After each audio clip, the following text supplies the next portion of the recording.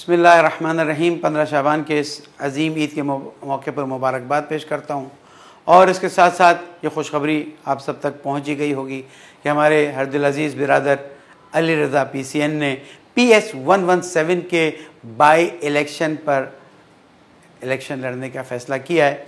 इस्लामी तहरीक पाकिस्तान की टिकट पर ये इलेक्शन लड़ रहे हैं।